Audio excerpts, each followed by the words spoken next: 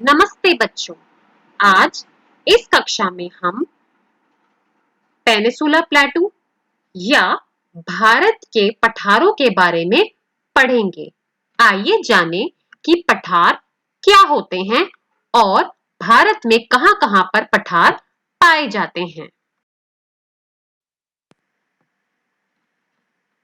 Peninsula प्लेटू जमीन का वह बड़ा हिस्सा जो तीन तरफ पानी से घिरा होता है, उसे पेनिसुला प्लेटू या प्रायद्वीपीय पठार कहते हैं। बच्चों, आप जानते हैं कि पठार ना पहाड़ों की तरह बहुत ऊंचे होते हैं और ना ही प्लेन्स यानी के जमीन मैदानों की तरह समतल होते हैं। ये ऊपर की तरफ से चौड़े और पहाड़ों से थोड़े कम छोटे नीचे होते हैं। ये जमीन के वो टुकड़े होते हैं जो मैदानों से ऊंचे तथा पहाड़ों से नीचे होते हैं, तरह ऊपर से समतल होते हैं। पेनिसुला यानी कि प्रायद्वीप। प्रायद्वीपीय पठार भारत के उत्तरी मैदानों के दक्षिण में स्थित हैं।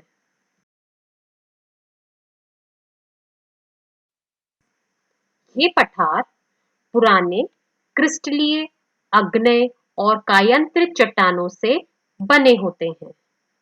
पठार चौड़े और उथली घाटियों और गोल पहाड़ियों की तरह होते हैं।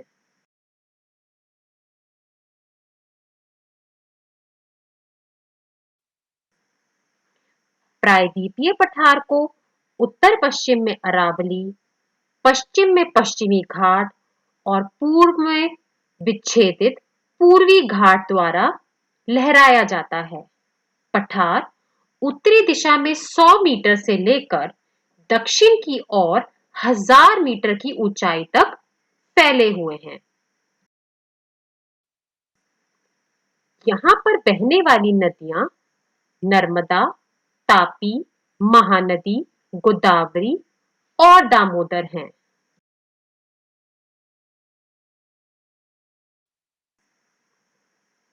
दक्कन का पठार काली मिट्टी के लिए प्रसिद्ध है। प्रायद्वीपीय पठारों में बहुत से खनिज पाए जाते हैं, जैसे मैग्नीशियम, लोहा, अभ्रक, कोयला, बॉक्साइट, सोना, तांबा इत्यादि।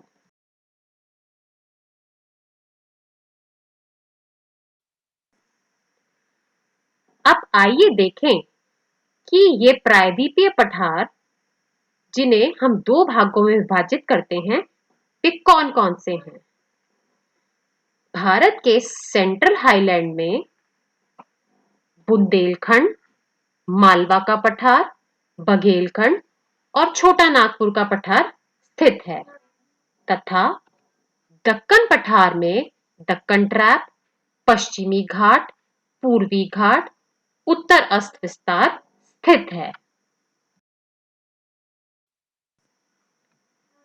प्रायद्वीप के उत्तरी भाग में विंध्य के उत्तर में मध्य हाईलैंड के रूप में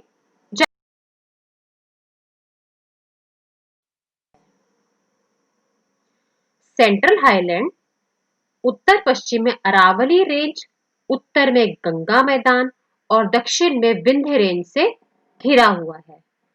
सेंट्रल हाईलैंड पश्चिम में विस्तृत लेकिन पूर्व में थोड़ा संकरा है, अतः इसे हम इस तरह भी कह सकते हैं कि सेंट्रल हाईलैंड पश्चिम की तरफ ज्यादा विस्तृत है और पूर्व की तरफ संकरा है।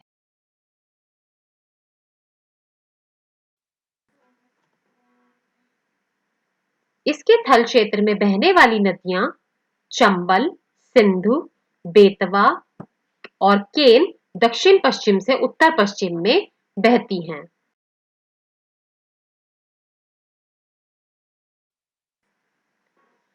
अब आइए जानें कि मालवा का पठार कहाँ स्थित है। मालवा का पठार यानी कि मालवा प्लेटू मध्य हाईलैंड का पश्चिमी हिस्से में स्थित है और उत्तर पश्चिम में अरावली रेंज और दक्षिण में विंध्य रेंज के बीच में स्थित है। देखिए, जिस तरह इस नक्शे में हरे रंग से मालवा के पठार को दिखाया गया है, मालवा का पठार भारत के इस हिस्से में स्थित है। मालवा का पठार 81,767 वर्ग किलोमीटर का है। यहाँ पर बहने वाली नदी चंबल नदी है और यह पठार जहां स्थित है उसके शहर है इंदौर, भोपाल, उज्जैन, सागर, रतलाम, देवास आदि।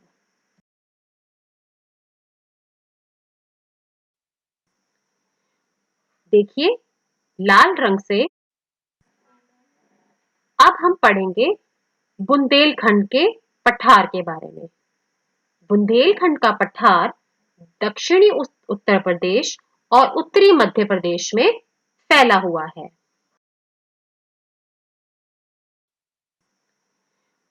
देखिए, लाल रंग से नक्शे में यह दिखाया गया है कि बघेलखंड का पठार कहाँ स्थित है। बघेलखंड का पठार भारत के नक्शे में पूर्व की तरफ स्थित है। बघेलखंड के पठारों में आदिवासी जातियां पाई जाती हैं। यहाँ के जंगल बहुत घने हैं, इसलिए यहाँ पर जंगली जानवर भी पाए जाते हैं। और बच्चों, आप जानते हैं, कान्हा राष्ट्रीय उद्यान भी इसी क्षेत्र में है।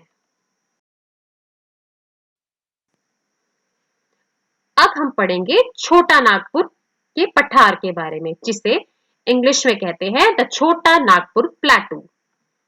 छोटा नागपुर का पठार पूर्वी भारत का एक पठार है जो झारखंड राज्य के साथ उड़ीसा, पश्चिम बंगाल, बिहार, छत्तीसगढ़ के आसपास के इलाकों में फैला हुआ है।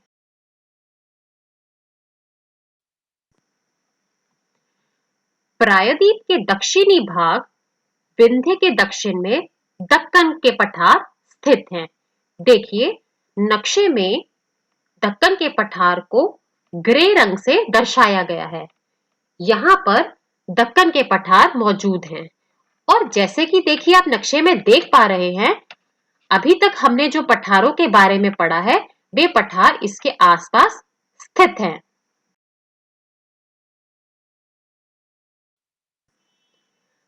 मुझे उम्मीद है कि आपने इस वीडियो से पठारों की जानकारी अच्छे से प्राप्त की होगी। इस वीडियो को दोबारा देखिए तथा इस वीडियो के आधार पर अपनी पठारों की वर्कशीट जो आपको दी जाएगी उसे पूरा कीजिए। धन्यवाद।